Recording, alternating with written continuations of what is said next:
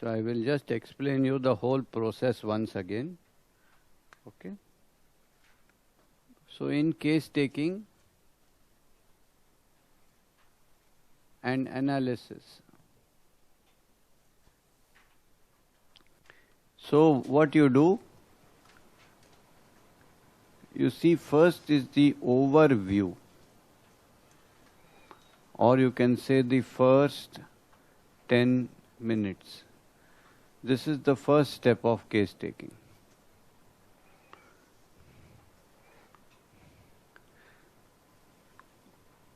In this you can get an idea about what are the things. You can get an idea of what is the problem, where is the problem, who has the problem, since when is the problem, why is the problem, what modifies the problem. So you can get an idea about what is the pace of the problem, what is the depth of the problem. This is what you are going to get in the first 10 minutes. What is the level of the problem?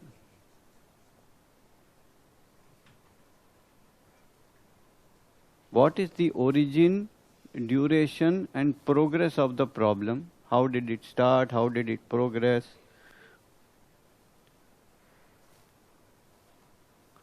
So this is the first most important step of the case taking. In this 10 minutes, you are going to get an idea of where to go, what to ask, what to expect, what kind of remedy are you looking for, what level it is, where you are going to get the clarity. You are going to get an idea about that.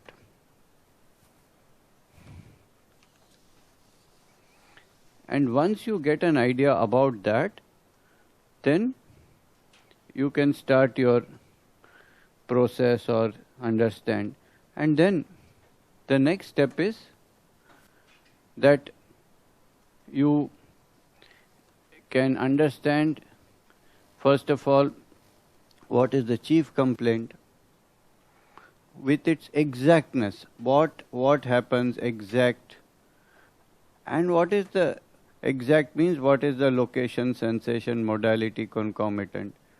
And then what is the effect of this on the person. Also, what is the exciting factor. So this is the chief complaint 1, associated complaint 1, 2, 3, 4, whatever it may be. And in all of that, exactness, exact, subtle, like that.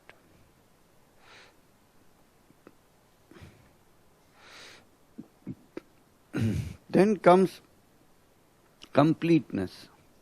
That means you got to, suppose the patient has given physical, so you got to complete it by the mental, the general.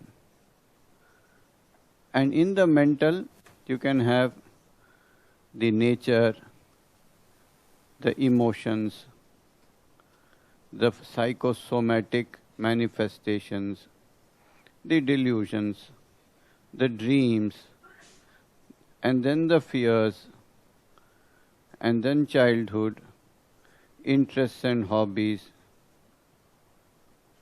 relationship, occupation, etc.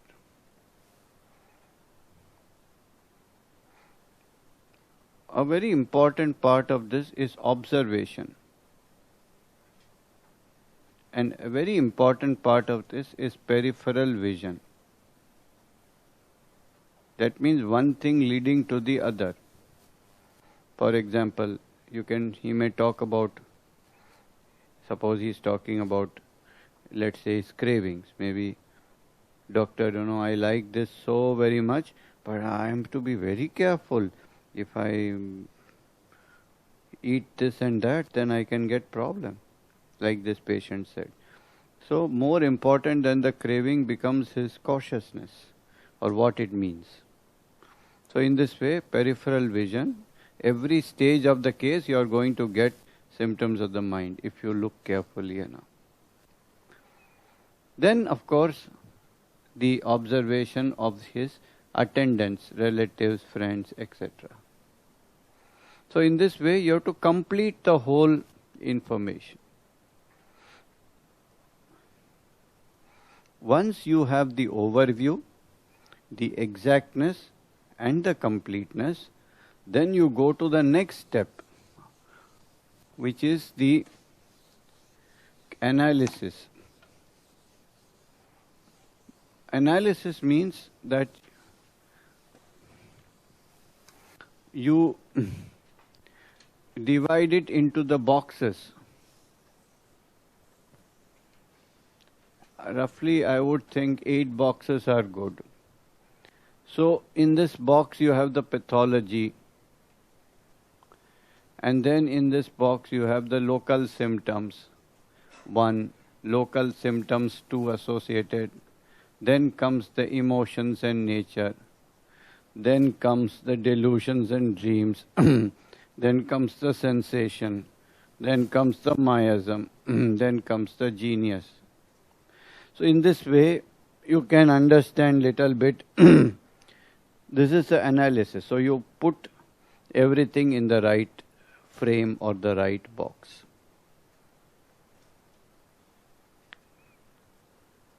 The clearest, wherever it is clearest, that becomes the anchor. So the miasm may be the anchor.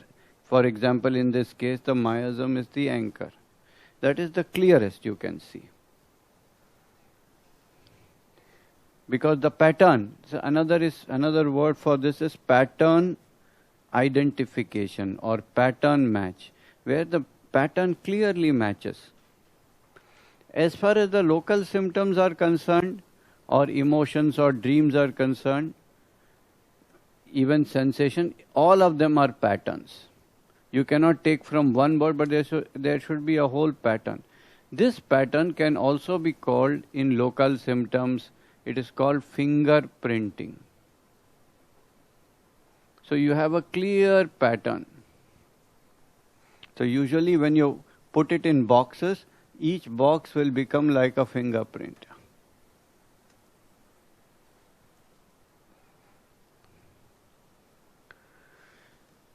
So you may have a very clear fingerprint. If you have a clear fingerprint, you can start with that. If you have a clear miasm, you start with that. Then you start to see what is the next most clearest. That is your evaluation. This is the clearest, what is the next most? Maybe in this case it was the delusion level that was the clearest.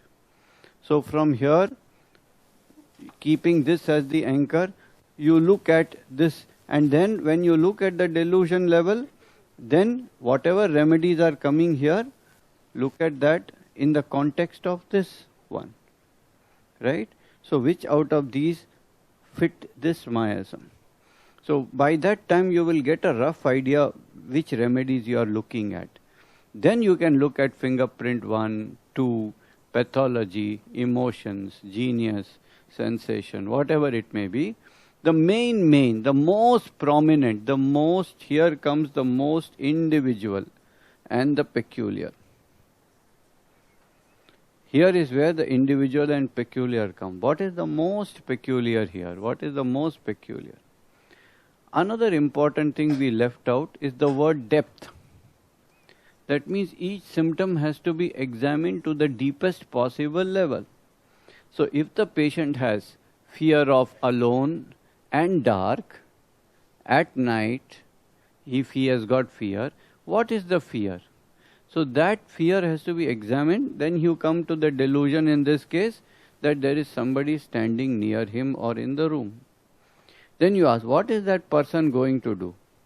Then he says, he may attack me, maybe. But that's not important because it's not clear.